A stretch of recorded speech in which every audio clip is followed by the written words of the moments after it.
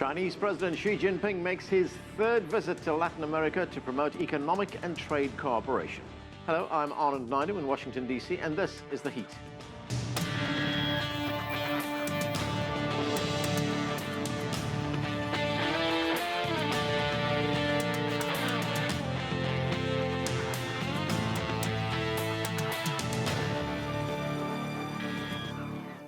China is hoping to take its economic relations with Latin America to the next level with this week's visit by President Xi Jinping to the region. The Chinese president arrives in Quito, Ecuador on Thursday, where he's expected to sign agreements on economic, cultural and legal cooperation. President Xi will also travel to Chile and Peru, where he'll attend the Asia-Pacific Economic Cooperation Leaders Meeting known as APEC. We begin our coverage with CCTV's Dan Collyns in Lima. And Dan, world leaders will gather in Lima this weekend for APEC. What's the most pressing issues on the agenda? Well, what's happening this weekend in APEC is very much affected by the news of the week. Last week, the US election and the shift in policy that everyone is expecting from Donald Trump, the US president-elect, who has voiced opposition to the Trans-Pacific Partnership, which otherwise known as the TPP. That's the flagship trade agreement of the Obama administration. And many analysts here are saying it's very unlikely that that agreement will be ratified by the US Congress next year, and it's effectively a dead duck. Now, the agreement includes 12 APEC members, but excludes China. Obama is expected, we understand, to be holding a meeting on the sidelines to talk about the future of the TPP, but it does offer an opportunity for China to play a more leading role at these talks. China will be pushing for another agreement called the Regional Comprehensive Economic Partnership. That includes member states from Asia largely. It also includes India, which is not a member of APEC, but it excludes APEC members in the Americas. China will also be pushing for the FTAAP, which is the free trade agreement of the Asia-Pacific, which includes all 21 APEC members. But what we may see here is China playing a more important role not only as a major economy, but also as a champion of free trade. APEC senior officials here at APEC have voiced concern about what they see as the rising tide of protectionism in the wake of the US elections last week. Dan, this is President Xi Jinping's third visit to Latin America. What does China hope to convey to the leaders of the three countries the president will be visiting, Ecuador, Chile and Peru? China wants to be seen as a strong and stable partner and a stakeholder for the long term. And now we all know that the relationship started some 15 years ago, and based on China's needs for raw materials and Latin America's big supply of them. China has shown that it's continuing to invest in that sector despite dropping commodities prices, particularly in Ecuador, whose economy is basically based on oil. But China is also showing that this relationship has deepened, and it's evolving as well, because as China's economy changes from a manufacturing economy and with its growing middle class, it needs different imports from Latin America. We've seen a rise in agro exports and moving towards technology. China wants to be seen as a leader in connectivity. Facebook's Mark Zuckerberg will be here at this meeting. He'll be talking about connectivity, and that's where China wants to play a leading role, because we're talking more about e-commerce now, getting countries in Latin America more connected. China also wants to be seen to be building infrastructure in Latin America, something which Latin America very much needs, particularly in Ecuador and Peru. And China is clearly going to play a leading role in these talks and be seen as a leader trying to help other developing nations, not just in the Americas, but also in the Asia-Pacific region. Thanks, Dan. That's CCTV's Dan Collyns reporting from Lima. For more on the expectations of the APEC meeting from Lima, we're joined by Gonzalo Gutierrez. He served as the Minister of Foreign Affairs of Peru and was Peru's ambassador to China. Ambassador, thanks for joining us. Hello, good morning. Now, Peru is the host of this year's APEC meeting. What would the country like to see achieved at this summit? Well, you know, one of the main subjects is the study that has been prepared for a free trade area of the Asia Pacific. Our expectation is to get approved this paper in order to see how APEC go to work in the next years in order to have a free trade area of the Asia Pacific. That's one of the main subjects that is going to be addressed in the summit here. And to what extent will this summit, to some degree, I guess, be overshadowed by the election of Donald Trump in the United States? Here, the Associated Press has been reporting that the tone and agenda of the summit will likely have changed with the election of Mr. Trump. He has already expressed open hostility to existing trade agreements. He's criticized Mexico, he's criticized China. What kinds of challenges does that pose for an organization like APEC?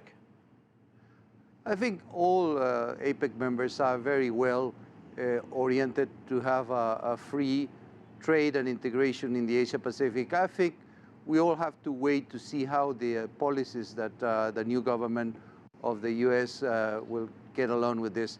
My presumption is that the speaking of the candidates when they are in campaign is very different than the positions that they have to assume when they are presidents. Well, let's take some of the things that have already happened. The Trans-Pacific Partnership, that's a signature trade initiative by the Obama administration. That seems now to have been killed. I don't think it's going to be ratified by the United States Congress. Donald Trump has already questioned agreements that are already in place. How will this new U.S. outlook affect a country like Peru in particular and Latin America in general? Well, in the case of Peru, as you may know, we have a free trade agreement that is in place for some years, have been working very well. Currently, indeed, the FTA, it's in favor of the U.S. The surplus in trade is in favor of the U.S. So my presumption is that this is not going to be changed. As I said before, my presumption is that the U.S. government, the new U.S. government will take measures, but with great care. I don't think that an impairment of the free trade will be in benefit of all APEC members, of Latin American members, the U.S. itself. Are you concerned in any way that protectionist barriers might go up in the United States? Yeah, well, the concern exists. And my concern, my personal concern is that if this happens, most probably this will be replicated by other countries. In history, we have many examples that this has happened. So I think the new government may think with quite a lot of care the measures that they may take in terms of foreign trade. Right, you say if this kind of policy is implemented by the United States, it will be replicated by other countries. What then for the free trade area of the Asia Pacific, this agreement that's going to be talked about at the summit?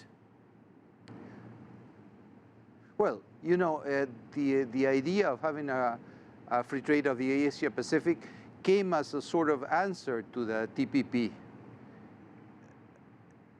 The driving force behind this has been China. And most of the countries in APEC, I would say the majority of the countries in APEC are in favor of having a free trade area of the Asia Pacific. So most probably if TPP doesn't work, the possibility of having a free trade of the Asia Pacific increase in possibilities. Certainly in this case, my country is very willing to consider the negotiation of a free trade area of the Asia Pacific, maybe after 2020, when the Bogor goals are supposed to be in place. Right, looking at the bilateral relationship between Peru and China, the Peruvian president visited China in September. He welcomed Chinese investment in Peru, especially in the mining sector, in refineries in Peru. How important has China's investments been for Peru? Oh, very much. You know, China now is the largest investor in mining in Peru. But the message that President Kuczynski gave in China, which was his first visit abroad, was not only to invest in natural resources, but to as well make investment in new areas related to industrialization, to technology. That's what we are aiming to in Peru. Now, Peru also wants to become a member of the Asian Infrastructure and Investment Bank, the AIIB. What kind of benefits will Peru get out of that? I think this tool would be a great instrument to promote investment in the Asia Pacific. Peru already present all the documents in order to be a member of the this new bank promoted by China. So I think the bank would be an excellent opportunity for China and other member countries to increase their investments in Latin America and especially in Peru. Are there expected to be any other discussions at the summit on issues like terrorism or the Paris Accord on climate change? Well, the main subjects that are in the agenda are related to connectivity, and there I think it's very important to talk about the possibilities of linking initiatives like the Belt and Road from China with Latin America. My personal perception is that the Belt and Road would be excellently complemented in Latin America with a link with the Pacific Alliance countries. Also, there will be a discussion on small and medium enterprises, how to make a higher participation of these small and medium enterprises in trade in the Asia Pacific. Ambassador, what are your broad views on the entire issue of globalization? We saw many millions of voters here in the United States during the last election blame globalization for the loss of jobs in the United States. Yet, if we look at what globalization has done, I mean, there are very good studies that have shown us that globalization has lifted more than 500 million people out of poverty in this region, in the APEC region. So, do leaders have to do a better job now of selling the benefits of globalization? Well, maybe so. I can tell in the case of my country, in a few years, the level of poverty has reduced in more than 50%. But as well, globalization may have a negative impact in some sectors. I think the role of governments is to promote the measures in order to have a better social inclusion for those sectors that are not benefited by globalization. Ambassador Gonzalo Gutierrez, thanks for joining us, sir.